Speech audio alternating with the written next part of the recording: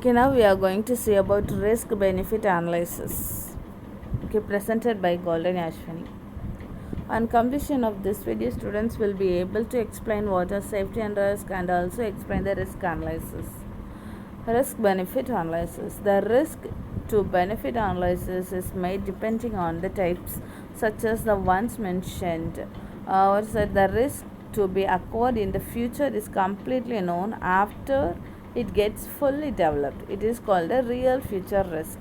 If the idea of risk is developed using current data, such a one is called a statistical risk. Okay, risk benefit analysis. What is actually risk benefit? It is this analysis is a technique similar to cost benefit analysis, used to analyze the risk in the project and to determine whether the project should be carried out or not. Risk benefit analysis answers the following questions: what are the benefits of the project or product? Is the project or product worth the risk connected with its use? And do benefits outweigh the risk? It is understood that everyone is ready to certain levels of risk as long as the project or product activity promises sufficient benefit or gain. So in risk benefit analysis, the risk and benefit of the project or product are assigned money values, and the most favorable ratio between risk and benefits is determined. First, conceptual difficulties in risk benefit analysis. In this, both risk and benefit are very difficult to quantify because both lie in the future. That is, both risk and benefit are associated with uncertainties. It should be noticed that who takes the risk and who enjoys the benefits. Therefore, it is important to ensure that those who have taken the risk are the beneficiaries of it. It is the mostly difficult to express both the risk and benefit in the common set of units. For example, when the risk can be expressed and measured in one set of unit and benefit in another, then very difficulty to do risk benefit analysis. In this case, risk benefit analysis is used to judge the relative merits of different designs. Then the second one is ethical implications on risk benefit analysis.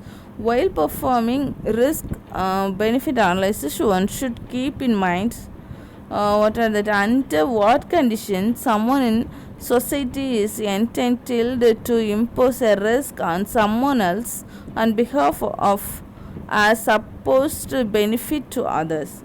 How can we consider a worst case scenario of persons exposed to maximum risk while they are also obtaining only minimum benefits, or their rights violated, or they provided safer alternatives? Then the next one is personal risk. If sufficient information is given to person, then he can be able to decide whether to participate in a risk activity or not. Many experiments have concluded that individuals are more willing to face voluntary risk than voluntary risk, even when the voluntary risk are more harmful than the voluntary ones. Personal risks are difficult to assess, especially if they are voluntary personal risk. Examples for the personal risk: a person living near a chemical plant voluntarily or involuntarily, and the person working in a nuclear plant or oil refinery plant. Then the public risk and public acceptance. Risk and benefits to be a public at large can be more easily determined than the personal risk and benefit because individual differences tend to even out as large numbers of people are considered. Assessment studies relating to technological safety can be conducted in a better manner for public risk than the personal risk, as statistical parameter take on greater significance. In this regard, America's National Highway Traffic Safety Administration has emphasized some points. First, a value of human life can be estimated based on the loss of future income and other costs associated with an accident. An estimate of quantifiable losses in social welfare is not based on a maximum expenditure allocated to save a life. Then accounting publicly for benefit and risk. First, an expert or even group of experts cannot be expected to know everything. Hence, the public processes suffer from incomplete engineering knowledge. Hence, the public processes suffer from incomplete engineering knowledge. The uncertainty produced by scientists and regulators, there are no risks, but they know that the answers are not at hand. Also, in fact, the risk regulations. In other words, we can say a refusal to face the hard questions created by a lack of knowledge affected the risk regulation. Then the next one is becoming a responsible engineer regarding risk. The engineers can provide background material to prove the faulty positions. Engineers should actively participate in the debates related to safety and risk. Engineers should always insist on meaningful numbers and figures when assessing safety and risk. Engineers should also recognize the previously mentioned difficulties with measuring risk and benefit in absolute terms. Engineers should not be influenced by any influential lobby or trade organization. So engineers need to be sensitive to various qualitative value judgment related with human and ethical values.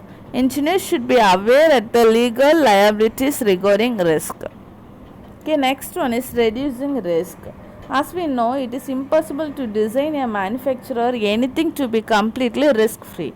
However, it is the responsibility of the engineers to explore all the possible ways to reduce the risk under the given financial and time constraints.